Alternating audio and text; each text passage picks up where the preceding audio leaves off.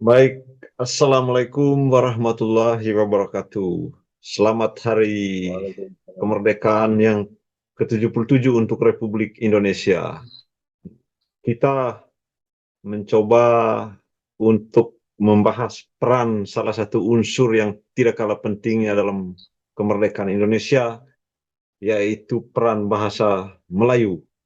Sebelum kita bahas bersama Bang Dani Iqbal, pemerhati bahasa Melayu, saya tadi sudah membuat pantun sedikit.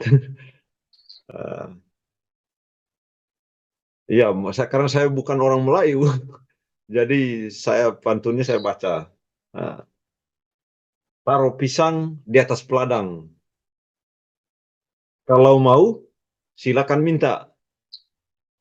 Ayo Indonesia, tengok ke belakang agar tahu siapa kita. Oke, itu kira-kira pantunnya. Mantap. Ini Bang Dani Iqbal. Eh, Peran bahasa Melayu itu dalam kemerdekaan Indonesia seperti apa, Bang? Oke, Bismillahirrahmanirrahim. Assalamualaikum warahmatullahi wabarakatuh. Terima Waalaikumsalam kasih untuk warahmatullahi wabarakatuh. Ari dan kawan-kawan dari channel Jalanan ya, TV Jalanan Indonesia. TV Jalanan Indonesia. Terima kasih udah mengundang saya, ini yang kedua kali kayaknya, ya. Benar, Bang. Jadi eh, peran bahasa Melayu dalam Indonesia berdiri atau kemerdekaan Indonesia itu secara bahasa, eh, seperti banyak diketahui, itu bahasa yang sudah jadi, sudah sudah menyebar dia. Siapapun di pesisir, saya harus tekankan pesisir. Siapapun di pesisir dan Muslim bisa dipastikan dia sudah tahu bahasa ini. Jadi dia tinggal dipetik aja gitu, Iya. karena dia sudah ready gitu bahasa itu. Eh, yang tidak tahu ini rata-rata yang di bukit ya, di gunung, di Ya, dalam mana sampai di dalam gunung, Bang. Ini Bang saya ralat. Ini yang di gunung. Saya kan posisinya di gunung, di pedalaman Flores. Orang menyebut kalau menggunakan bahasa Indonesia itu, mereka bilang melaju. Nah, orang-orang tua khususnya. Mereka menyebutnya pakai melaju. Itu artinya menggunakan ya, bahasa yang seperti kita pakai saat ini. betul. Memang alhamdulillah kalau Ari udah tanya-tanya, saya sudah lakukan juga itu. Kalau saya berpergian liputan, saya tanya orang tua, ini cakap kita ini apa namanya? Saya tanya. Pertama dia selalu sebut bahasa Indonesia. Kalau kita kejar lagi apa namanya, maka keluarlah bahasa Melayu. Ya, Nah ini sebentar mungkin sekedar catatan kaki, ini mengingatkan kita pada Urdu, bahasa Urdu dan bahasa Hindi. Nah, jadi saya nggak gitu tahu mana duluan Urdu dan Hindi itu. Tapi ya, kalau kita orang Muslim mendengar bahasa Urdu itu kesannya kan sudah sangat silam gitu, sangat tua sekali. Ah, kau jangan pakai bahasa Urdu, kesannya bahasa yang sudah sangat tua gitu. Nah, tapi dia kata-kata, memang Urdu adalah Hindi, Hindi adalah Urdu. Itu terbelah karena keyakinan ya, karena din itu agama kok. Ini din itu kan way of life, jalan hidup, gaya hidup, way ya. of life. Nah, terbelah dia. Urdu adalah Islam, Hindi adalah ajaran-ajaran di dalam Hindu. Makanya tadi saya bilang ini barang bahasa ini yang kita cakap ini udah jadi barang ini, terutama di pesisir. Bahwa di gunung ada yang bisa, iya, tapi sepengetahuan saya, sependek pengetahuan saya, tidak banyak orang gunung yang tahu. Mungkin dia mengenali ini sebagai namanya, tapi dia belum tentu dia fasih itu Ya, menggunakan bahasa ini. Dan rata-rata Muslim, bukan rata-rata ya, hampir mutlak itu, hampir mutlak saya rasa itu Muslim. Di mana maka ada gimana, di mana ada Melayu, ada air ya. Ada air, ada orang Melayu lah, entah itu sungai entah itu laut.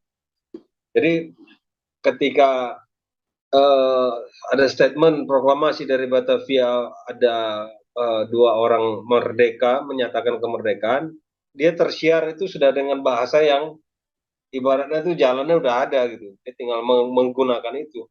Bayangkan ini yang namanya Indonesia hari ini ya, bukan zaman itu, bukan 45. Eh, Besarnya 2/3 saya rasa dari Asia Tenggara itu.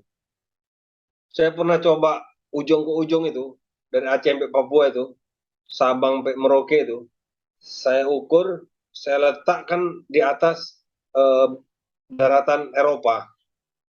Itu ujungnya, itu London, ujung satu lagi, itu Turki, Istanbul.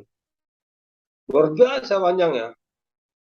Luar biasa panjangnya itu, dari Eropa Barat sampai ke ujung Asia ya, Asia sampai ke Asia, apa Eropa ya, perbatasan Turki itu dengan di tengah itu.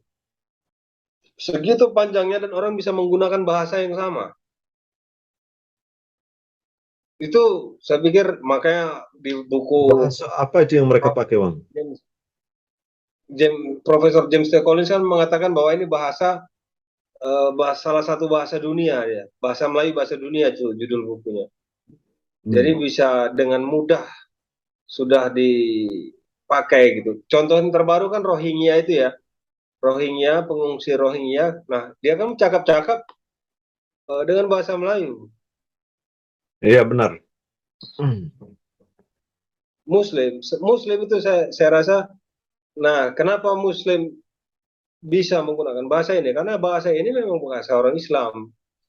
Bahasa orang Islam. Hampir seluruh worldview di dalam kosakata dia ini uh, mengandung worldview Islam. Bayangkan kalau tidak ada kata, bayangkan kalau Islam itu tidak menyuntikkan peradabannya ke dalam tubuh bangsa Melayu itu, maka kita nggak tahu ini menggunakan kata akal ini. Apa bahasanya akal? Ini bangsa yang nggak ada akalnya gitu. Kalau dia nggak ada Islam, bahkan menyebut akal. Kalau binatang kan pikiran, sama-sama ada pikiran. Iya. Tapi akal itu, makanya Melayu sangat dekat dengan Islam karena worldview dia, peradaban dia memang Islam. Sejak Islam itu masuk ke dalam tubuh bangsa Melayu, sejak itu peradabannya mencuat gitu. Ibarat batu besar dimasukkan ke dalam sungai, itu tepiannya berubah gitu. Sejak Islam itu muncullah kitab-kitab fikih, kitab-kitab apa namanya, perbintangan, ilmu falak, tasawuf, ilmu tata negara, cara memilih pemimpin. Bukan hanya Al-Mawardi itu, Raja Ali Haji juga kan menulis itu dalam Tufa al-Nafisnya itu. Terus Iya. banyak itu buku-buku syair-syair mulai muncul sejak Islam itu masuk ke dalam tubuh Melayu. Nah, kalau ditanya sekedar catatan kaki, kalau ditanya apa sebelum Melayu, itu faktor X itu sebetulnya. Nggak ada yang tahu. Masyarakat Melayu itu dulu sebelum Islam itu apa? Agamanya nggak tahu ya. Hmm. Tidak bisa dipastikan. Gitu. Tapi kan perjuangan kemerdekaan Indonesia bukan hanya Islam ya, Bang ya. Eh, Banyak juga termasuk yang agama lain, bahkan dari organisasi-organisasi lain, ya, turut terlibat juga dalam perjuangan eh, kemerdekaan Indonesia. Dan kalau yang saya lihat, Bang, bahasa Melayu bukan hanya digunakan oleh orang Islam saja, tetapi banyak banyak yang menggunakan, termasuk saya yang berada di sini di timur, ya Islam itu minoritas di sini dan mereka menggunakan bahasa Melayu. Kembali ke tadi kan kalau perjuangan kemerdekaan Indonesia, ya peran bahasa Melayu saat itu saya rasa sangat strategis, Bang. Sangat besar perannya. Ya, bagaimana berkomunikasi, mengajak orang dalam berjuang itu kan menggunakan bahasa Melayu tadi. Nah, setelah itu apakah diganti namanya menjadi bahasa Indonesia atau seperti apa? Yang jelasnya tetap akarnya adalah Melayu. Itu tidak bisa dipungkiri. Bahasa Indonesia itu awalnya dari bahasa Melayu, Bang. Ya, jadi tahun 54 itu barulah ada kongres yang di tempat saya itu di Medan, menyatakan bahasa Indonesia itu bahasa Melayu. Tapi secara konstitusi tahun 49 itu sudah dinyatakan itu dalam konstitusi RIS ya. Mungkin juga konstitusi RI yang 45 juga mungkin sudah dibunyikan itu, lupa saya. Tapi yang konstitusi RIS ada dinyatakan bahasa negara ini adalah bahasa Indonesia namanya tahun Ya. 49. Jadi tadi saya mau koreksi juga, kalau bukan bahasa orang Islam itu jelas. Seluruh narasi kajian itu bahasa orang Islam. Contoh ya, yang kemarin di Malaysia itu ribut soal kata-kata Allah, jemaah, ibadah, yang dilarang ya orang bukan Melayu, bukan orang Islam menggunakan kata itu. Itu ada sejarahnya memang. Jadi waktu itu eh, cerdik-cerdik pandai Melayu ini dimintakanlah sama Eropa lah ya, Belanda, Inggris, untuk menerjemahkan Injil dari bahasa Inggris, dari huruf Latin, huruf Rumi yang kita pakai di sekolah-sekolah sekarang kantoran itu kan huruf Rumi, Ya. Latin. Nah, ketika dia menyebutkan God itu, salah satunya itu Abdul Qadir Al-Munshi. Dia sebutkan Allah di situ. Untuk pada sehingga kemudian orang Kristen yang sebelah sini itu juga ikut-ikut menyebut nama Allah. Hanya beda-beda Jemaah penyebutan. Tulisan hurufnya sama semua. Sama semuanya, cara menyebutnya agak beda. Mereka memang menyebutnya beda Allah. karena dimulai dari tulisan. Karena dia berbeda komunitas, kan dia tidak mendengar lafal kita. Kita kan nyebutnya Allah. Tapi karena dia tidak, bukan himpunan, dia cuma membaca gitu. Membaca kata-kata A, eh, kalau huruf Latinnya A, A, H gitu. Dan dia membacanya dengan cara dia gitu. Tapi Iya. pada awalnya itu penerjemahan bahasa dari bahasa orang Melayu, bahasa orang Islam, Allah itu.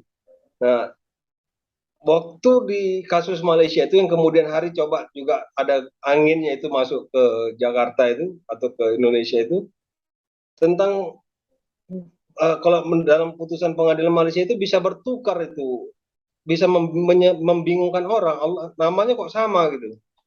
Hmm. Padahal itu ada di tahun seribuan tahun yang lalu, 1400 tahun yang lalu, perihal penerjemahan. Penerjemahannya orang ini menyebutnya Allah, orang-orang Muslim kayak kita gini nyebutnya Allah untuk Injil. Akhirnya orang-orang yang Kristen itu menyebut Allah juga. Iya. Itu Beda sedikit cara makanya bahasa penyebutannya. Melayu ini ya penyebutan karena dia membaca kan, karena Iya. dia membaca. Sama kayak gini, bebek, bebek di Flores nyebutnya apa? Bebek sama. K-nya hidup nggak? Apa mati? Hidup. Hidup. Bebek, Ya, bebek. bebek. Ya, Hah? ya, bebek. Hidup. K-nya hidup. Oh, bebek. Nah, kalau di tempat saya bebek, nggak bunyi K-nya. Terus kayak kayak merokok gitu ya. Merokok. Rokok kan K-nya mati depan tuh. Iya, kalau di sini Ujungnya itu. hidup, hidup K-nya. Rokok. Iya. Ah, hidup. Nah, karena apa? Karena dari tulisan. Dari tulisan. Dia menyebar itu tulisan. Nah, dulu ejaan bahasa Melayu itu mengikutkan bunyi memang. Jadi dulu ini contohnya ya, taat. Pakai ain itu di atas. Apa Iya, istilah itu? Petik satu. iya, Taat gitu.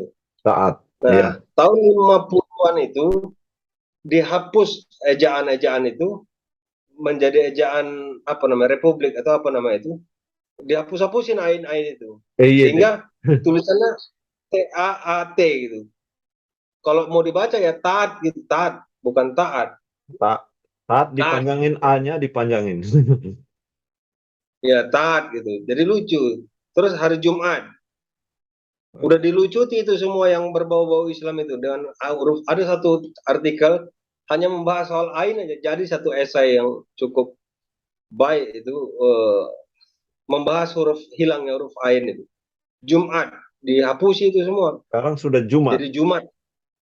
Jumat. Nah, lucu lagi Al-Quran. Al-Quran. Tapi orang Jadi menyebutnya tetap seperti aslinya.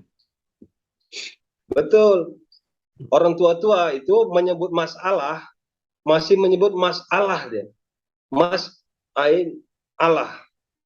Iya. Yusuf Kala itu sebutnya kan masalah. Iya. Itu Tapi kemudian di memang generasi dari bahasa Melayunya seperti itu ya, Bang. kenapa? Dari bahasa Melayunya aslinya masalah gitu. Itu kan huruf Arab. Arab itu. Sekarang Maka sudah tadi saya bilang ini bahasa orang Islam. Memang dia disetel untuk bahasa memang worldview-nya worldview Islam. Lu apa mutlak itu mau kemana dia? Sehingga dulu bahasa ini sempat ditolak di Jawa sama eh, Vanlit namanya. Nanti mungkin bisa dibagikan itu linknya. Vanlit ya. menolak bahasa ini berkembang di Jawa, termasuk sehuruf-hurufnya, huruf Melayu itu. Huruf Melayu ini ada 6 hurufnya, tapi dia hijaiyah, tapi ada yang dimodif sama dia sehingga mengakomodir fonemnya orang Melayu. Orang Melayu ini kan ada huruf NG kan, NG itu ngantuk. Iya. Nah orang Arab kan nggak kenal dia huruf NG itu. Terus huruf apa P. Iya. Nah, orang Arab itu nggak kenal huruf P.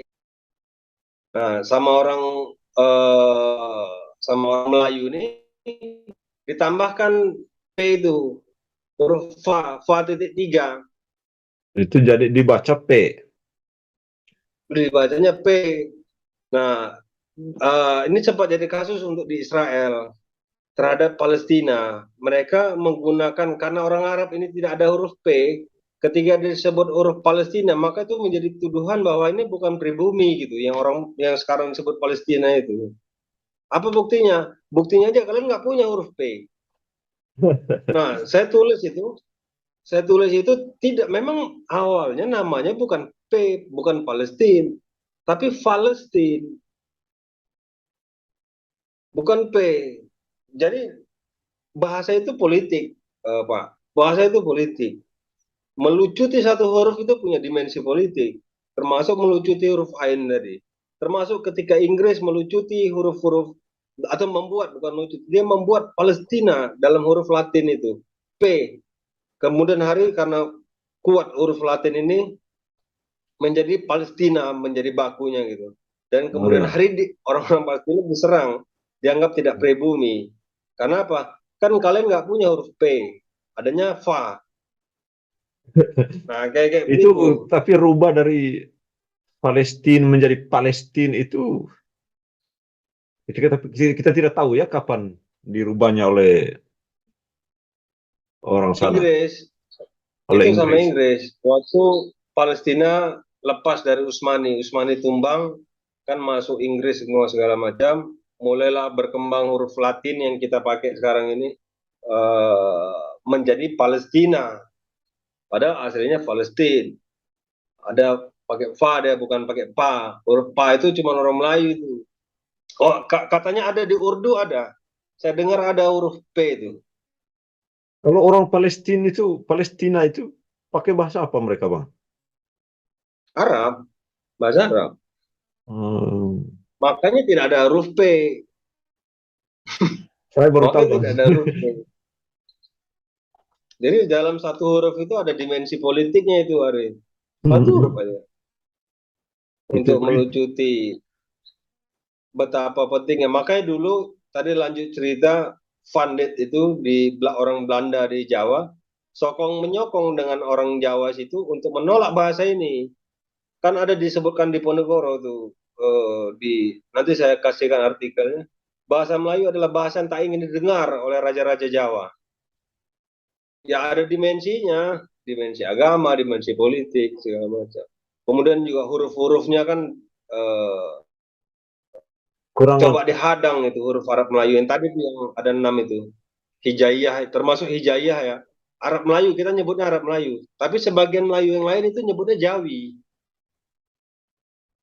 Nggak Yang tahu kalau di Flores nyebutnya apa? melaju, Arab Melayu. bukan melaju. Enggak, hurufnya. Oh ya, Arab Melayu. Arab Melayu. Iya, tapi itu tidak semua kalangan juga mengenal itu. Yang kenal hanya orang yang Islam saja. Kalau Arab Oh Melayu. iyalah memang huruf.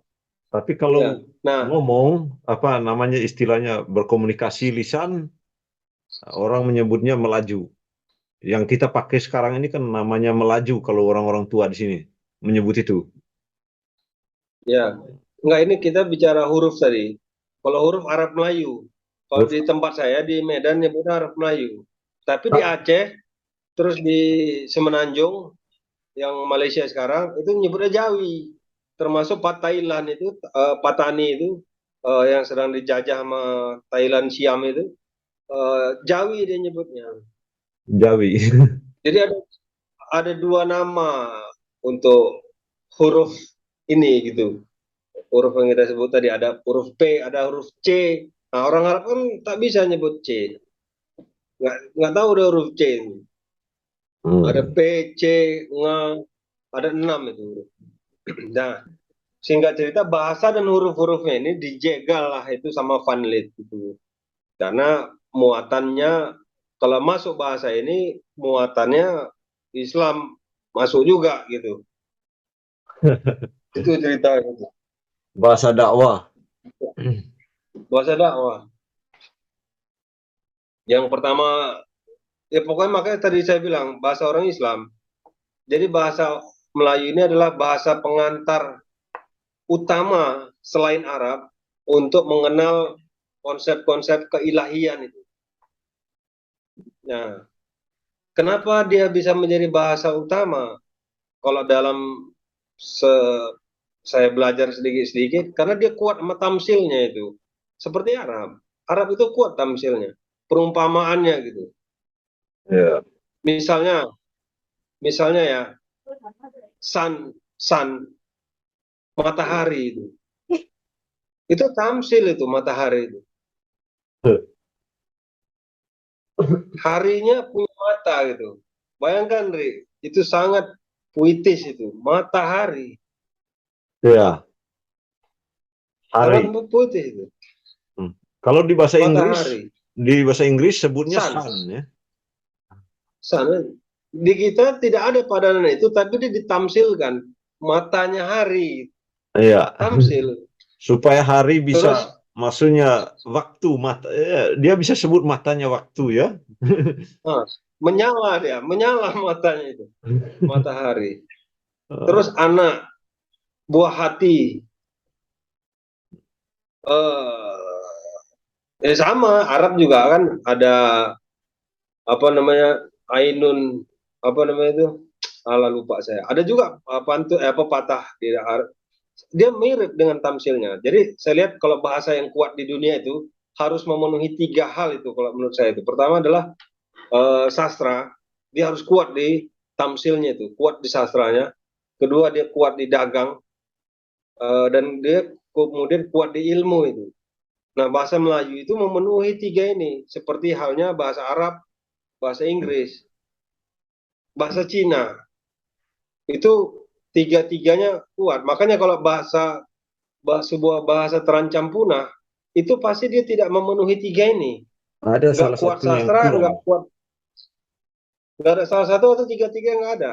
Nggak kuat dagang, nggak kuat ilmu, nggak kuat sastra. Ibaratnya kalau mau berdagang itu sangat diperlukan tamsil. Untuk apa? Mengakrabkan satu sama lain.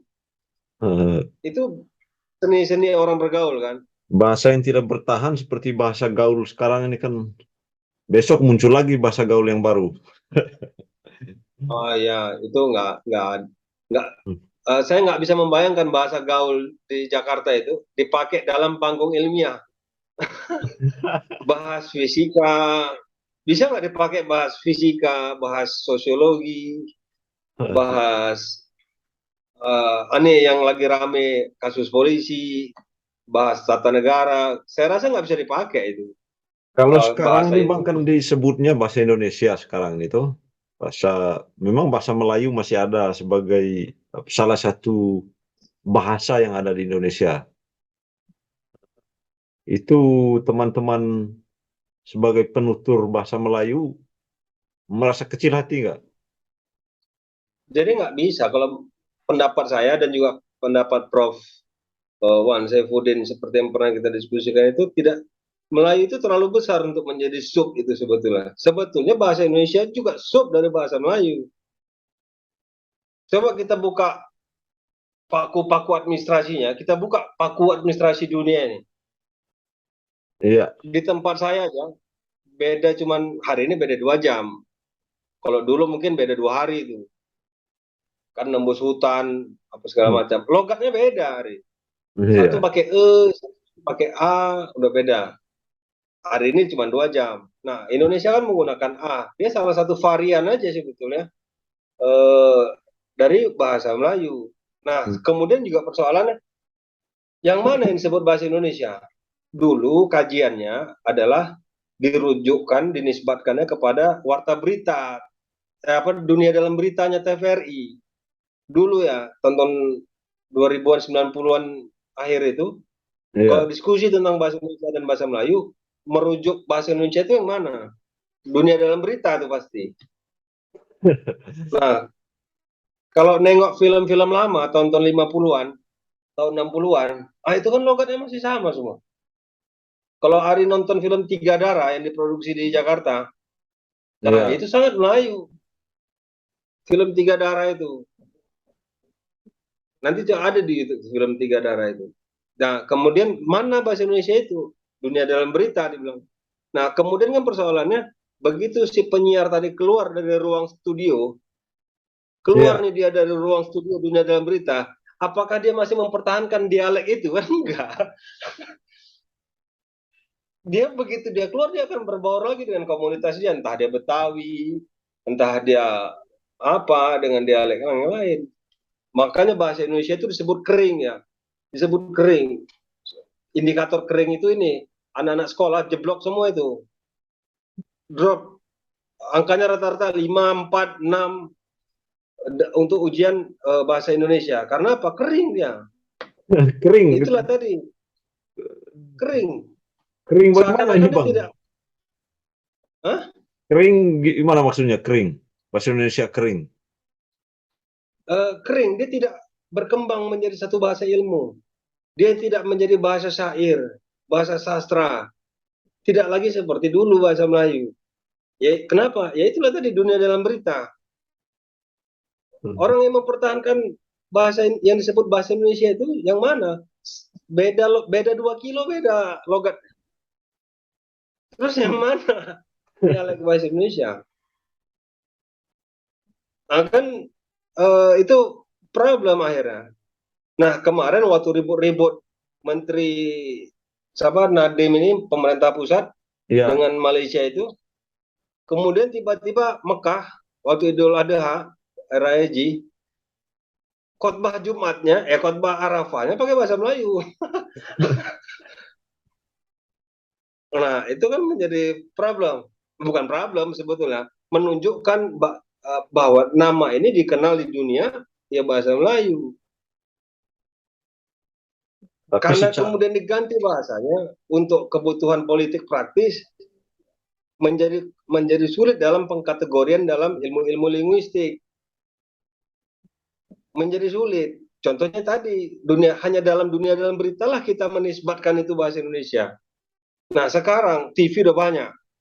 Antara satu TV dengan TV lain, iya, beda logatnya. Kalau Jakarta masih sama semua, tapi misalnya TV Flores misalnya dengan TV Jakarta beda logatnya. beda.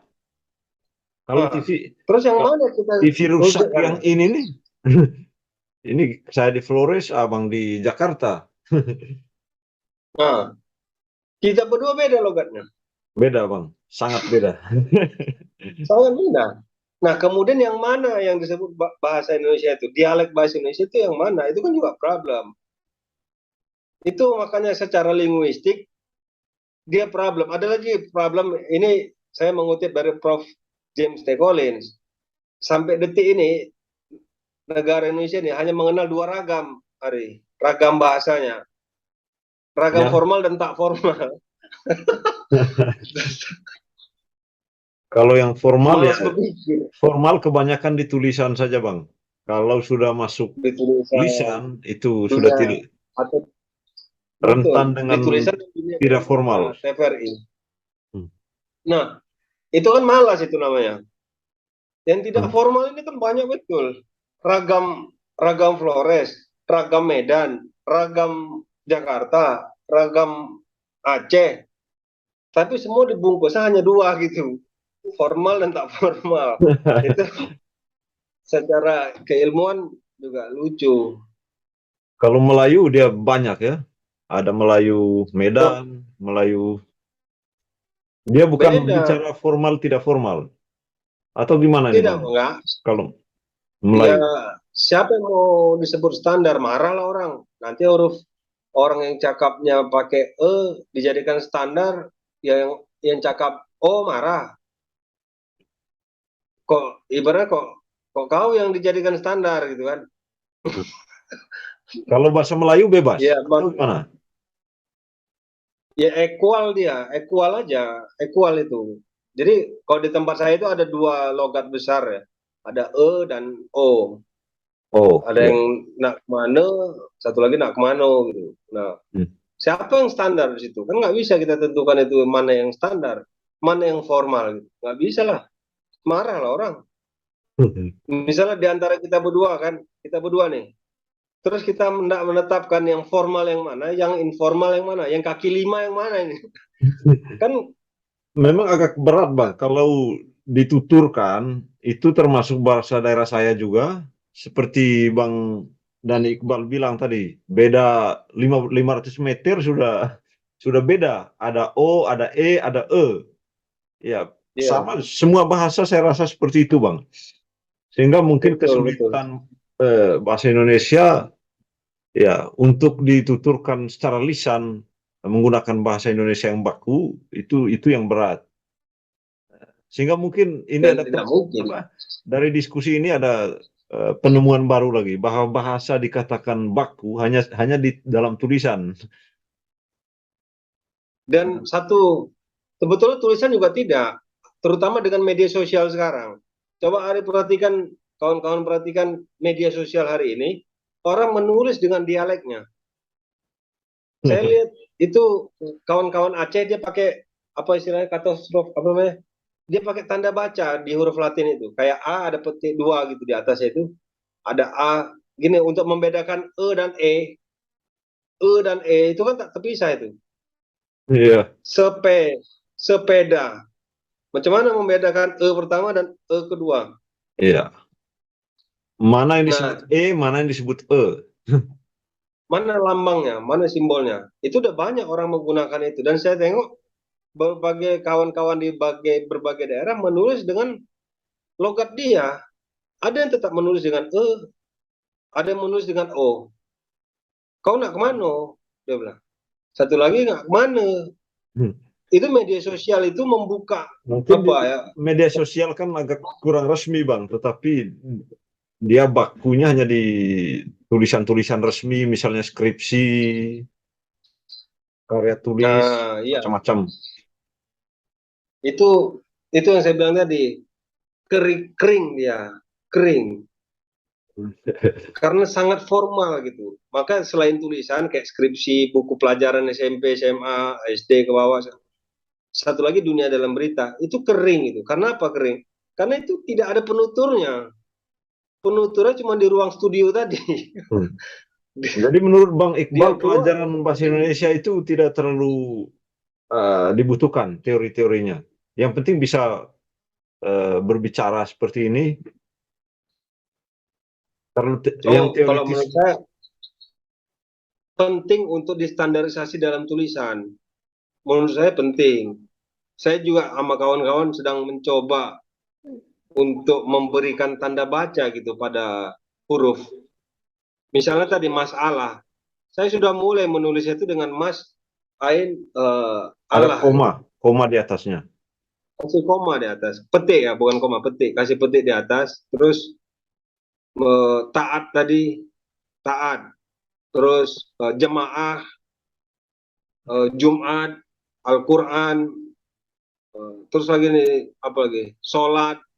Orang ini nulisnya kan menurut web itu pusat, apa namanya? Setelah KBBI ini kan ada standar baru. Nyebutnya Yang salat. salat. Salat nyebutnya. Salat. Ini juga kacau nih saya, menurut saya nih, orang ini. Di mana-mana sistem huruf mengikuti sistem bunyi. Bunyilah yang ditiru dalam huruf. Hmm. Pertama kali muncul ini bukan huruf, bunyi dulu di mana-mana. Baru Al-Quran ditulis. kan juga Al-Quran itu adalah dengar itu sebetulnya Al-Quran itu. Baru dituliskan sesuai bunyinya. Nah, ini contoh bahasa Indonesia ketika mengadopsi bahasa Inggris, dia mengikuti hurufnya, bukan bunyinya. Nah, makanya Ya. kadang-kadang mengada-ngada, eh, ditukar-tukar, dibuat-buat baru istilahnya. Saya sampai detik ini suka bingung saya antara unduh sama ungguh itu. Apa yang mana upload dan yang mana download? Iya. Saya Susah. membiasakan diri, nggak tahu saya mana unduh sama ungguh itu. Saya membiasakan diri nulisnya upload, APLOD. Eh, Begitu juga download. Ditulis biasa saja. Seperti bunyinya upload, APLOD. Satu lagi download, DOWNLOD, load, LOAD. Itu tidak membingungkan orang ketimbang ungguh-ungguh apa ungguh. Siapa yang tahu ungguh? Nggak tahu orang.